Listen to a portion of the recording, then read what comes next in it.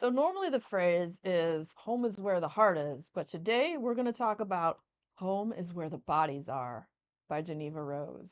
And this was a fun horror slash thriller. I mean, it wasn't crazy fast paced, so it was somewhere in between horror thriller. All right, so follows the story of these three siblings. You have Beth, Michael, and Nicole. And when the mother passes away, Beth is with her because Beth has been taking care of her once she got sick. She was the one who stayed there. Nicole is a junkie, and Michael had moved out to California and was like a big tech dude, made a bunch of money and made something of himself. So you have the junkie sister, then you have Beth, who is the oldest. Michael is the youngest, so they're all going to come home and be together in one place. So they kind of mixed feelings about each other, but when the mom dies and Beth is with her mother's final words are, "Your dad didn't go missing. He didn't disappear. Don't trust." And then she dies. So we don't know who she's not supposed to trust. Okay. Her brother shows up, and then her sister still isn't there, hasn't responded to her. So she's still kind of waiting, and she doesn't have high hopes because the sister is a junkie. But at this point in time, her sister was trying to get clean. I think she was on like day 29 of sobriety. However, Beth gets a phone call, and the phone call is like, "Hey, your sister's in the hospital because she's been beaten up, and we have to release her to someone. We can't just let her go. So someone has to come pick her up." So Beth is like, "All right, well, what else do I expect from my junkie sister, right?" So she goes, picks up the sister, brings her back there. They're all together, and they start going through the stuff and go up in the attic, and they find this box of VHS tapes. All right, and also Beth has not told her siblings the last words the mom said. She was kind of like, "I don't know if I should tell people this." So she's like, she holds that back. They're hanging out, they're having some drinks because, when you lose someone in your family, you're sad, you're upset. There's a lot of emotional stuff to process. People a lot of times tend to turn to alcohol and whatnot. So they're hanging out, they're drinking some crappy alcohol, and they decide to watch some of these VHS tapes. And one of them was from the summer of June of 99. And they put it on, and it's pretty normal up until the end. So the first part's like Michael's birthday when he was a kid or whatever.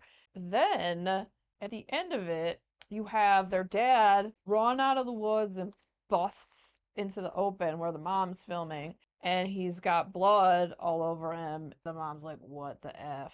And he's like, "It was an accident, da da da da da. Turn that thing off." And he's like, "Come with me," or whatever. So she follows him. She doesn't turn off the camera. And then all of a sudden it pans and you see this little dead girl who's this 12-year-old girl. And then they finally turn off the camera. And the girl who was dead was like the next door neighbor's daughter that had went missing that they never found. And this is years later. So the kids just all saw this and they're like, "What the F? Did our dad like kill this girl? Or was it an accident like he said? Or what the crap happened?" And the daughter was the sister of Beth's high school sweetheart, Lucas.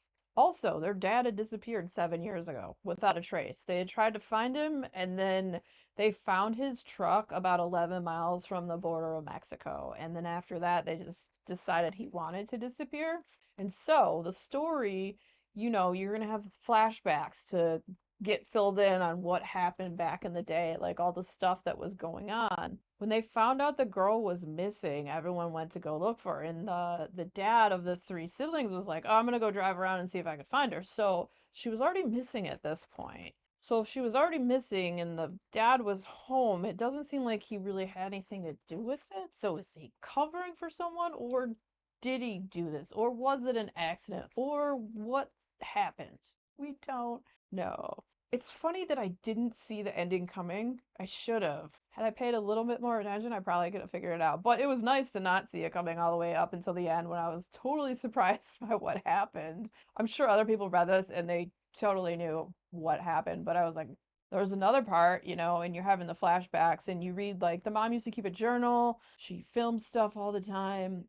In the journal, the one daughter, the mom left all the journals to the daughter, Nicole, who was the junkie. But Nicole also used to be a really amazing writer.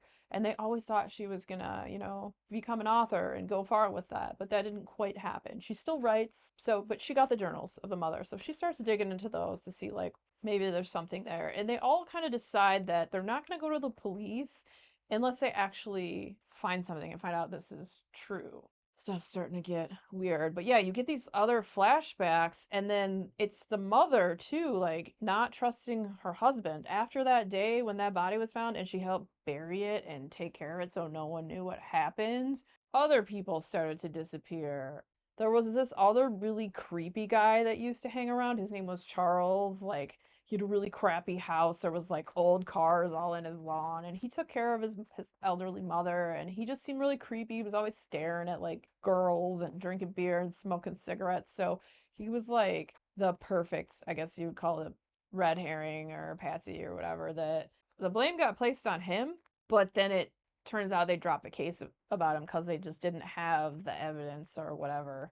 At first it seemed like they did, but then that kind of fell through. Like they found the missing girl's bike, and that kind of made the evidence they had, it all kind of fell apart. So that was weird.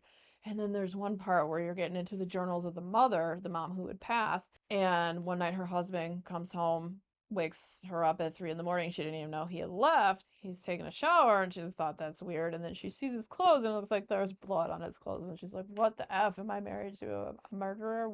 What is going on? And he won't freaking tell her for the longest time. Like, he won't tell her what actually happened because he refused to tell her what happened with the little girl. And like, eventually he does.